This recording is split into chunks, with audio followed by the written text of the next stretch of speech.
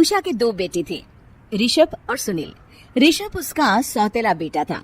उषा हमेशा ही अपने सगे बेटे सुनील को ज्यादा प्यार करती थी। सुनील की शादी हो चुकी थी और ऋषभ की शादी भी निशा नाम की लड़की से हो जाती है। उषा सुनील की पत्नी कीर्ति को ज्यादा प्यार करती थी। एक दिन वो अपनी बहू कीर्ति के लिए साड़ी ले आती है। ये लो बहू, तुम्हारे लिए साड़ी लाई हूँ। कल पड़ोस की शादी में जाना है ना, तुम यही पहन कर चलना।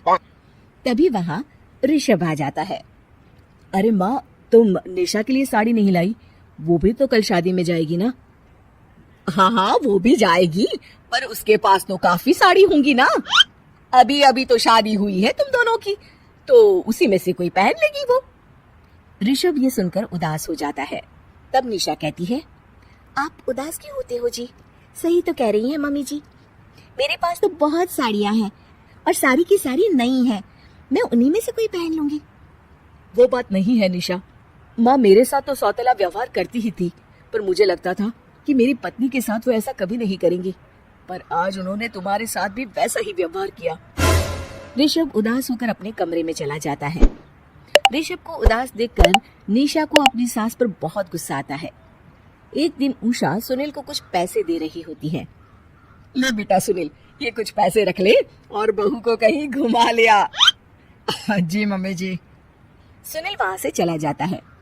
मम्मी जी, आपने इन्हें तो कभी पैसे नहीं दिए, ऐसा सौतेला व्यवहार आप क्यों करती हैं? बहू, ये किस तरह से बात कर रही हो तुम अपनी सास से? कोई ऐसे सवाल करता है कि अपनी सासू से? सास, अरे जिस दिन से मैं इस घर में आई हूँ ना, आपने तो मुझे अपनी बहू माना ही नहीं। हमेशा कीर्ति भाभी के लिए ही सब कुछ लाती है। मुझे तो आज तक आपने कुछ दिया ही नहीं। क्या मैं जानती नहीं कि आप ऐसा क्यों करती हैं? देख निशा, तू अपना काम कर समझी, मेरे से बहस करने की कोई जरूरत नहीं है। तभी वहाँ ऋषभ आ जाता है। निशा, माँ से ऐसे बात नहीं करते, तुम जाओ अपने कमरे में। हाँ हाँ जा रही हूँ, मुझे भी इनसे बात करने का कोई शौक नहीं है। निशा अपने कमरे में चली जाती है और ऋषभ भी वहाँ आ जाता है। निशा, तुमने माँ से क्यों झगड़ा किया? क्योंकि आप तो कुछ कहती ही नहीं, बस चुपचाप सहते रहते हैं। किसी को तो आवाज उठानी होगी ना।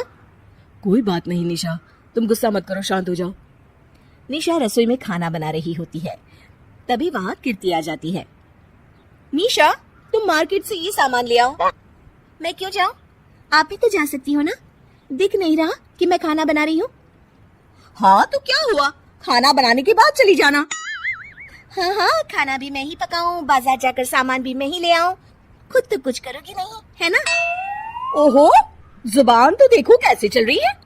सुनो, तुम अभी आई हो इस घर में, तमीज में रहो, वरना सासू माँ से कहकर मायके भिजवा दूंगी तुम्हें। हाँ। ओह, हाथ लगाकर दिखाओ मुझे, देख लूंगी। बहुत मनमानी हो गई तुम दोनों की, समझी? निशा लिस्ट कीर्ति के ऊपर फेंक देती है। कीर्ति निशा को मारने आती है तो निशा उसका हाथ मोड़ देती है। मर गई रे, छोड़ मेरा हाथ। आज के बाद मुझसे कोई बदतमीजी की तो अच्छा नहीं होगा। कीर्ति रोते हुए अपने कमरे में चली जाती है। उस निशा चुड़ैल ने मेरा हाथ मोड़ दिया, मुझे नहीं रहना इस घर में। अरे कैसी बेकार की बातें कर रही हो? अरे निकालना ही है तो ऋषभ और निशा को निकालेंगे। नहीं, मुझे अलग घर चाहिए। कान खोलकर सुन लीजिए, हम दोनों इस घर से जल्द जाएंगे। आप नए घर का इंतजाम कीजिए बस, मैं इन दोनों के साथ ज्यादा नहीं रह सकती।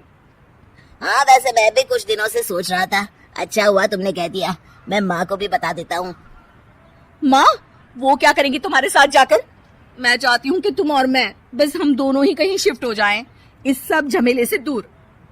अरे पर माँ को यहाँ छोड़कर इस तरह से जाना ठीक नहीं रहेगा कीर्ति। वैसे वो तुम्हें कितना प्यार भी तो करती हैं। नाम का ख्याल रखती हैं, क्योंकि तुम सगे बेटे हो ना, इसलिए। तुम अगर सौतेले होते तो मेरे साथ भी ऐसे ही सलूक करती जैसे अभी तुम्हारे सौतेले भाई और उसकी पत्नी से करती है। अरे पर फिर भी कुछ भी नहीं। देखो, या तो हम दोनों इस घर से कहीं दूर जाएंगे या फिर मैं अपने मायके चली जाऊंगी। हाँ बता देती हूँ। अच्छा बाबा, अच्छा ठीक है। सुनील अपनी माँ से बात करने आता है। माँ, मैं सोच रहा हूँ कि कीर्ति के साथ अलग घर में शिफ्ट हो जाऊँ। अरे वाह बेटा, ये तो बहुत अच्छा सोचा है तुमने। कब शिफ्ट होना है हमें? मैं भी पैकिंग कर लेती हूँ। अब नहीं माँ, मैं और कीर्ति ही जाएंगे बस। आप तो यहीं रहो, ये पुश्तैनी घर भी है ना आपका। अरे बेटा, तू तो मेरा सगा बेटा है, तू ही मेरे साथ ऐसा कर रहा है, मुझे अपने साथ ले जा बेटा। तभी वहाँ कीर्ति आ जाती है। अरे माँ, आपको पता भी है कि किराए के घर में कितना खर्चा होता है, और अगर आपको भी लेकर गए तो और खर्चा होगा। आप तो बस यहीं रहो इसी घर में। कोई बात नहीं सुनील, तुम लोग चले जाओ, माँ यहीं रहेंगी हमारे साथ, हम माँ का ख्याल रखेंगे, तुम लोग अपनी गृहस्थी संभालो। निशा को ये देखकर बहुत खुशी होती है। वो मन ही मन सोचती है, अब आया ना ऊंट पहाड़ के नीचे, अब मम्मी जी को पता चलेगा बड़ा सगा और सौतेला करती रहती थी। सगा बेटा तो जा रहा है छोड़कर, अब आएगी इन्हें अकल, और नहीं आई तो मैं ला कर रहूंगी। निशा अपनी सास को कैसे अपने सौतेली बेटे से मिलाएगी, जानने के लिए देखिए सौतेली माँ पार्ट 2।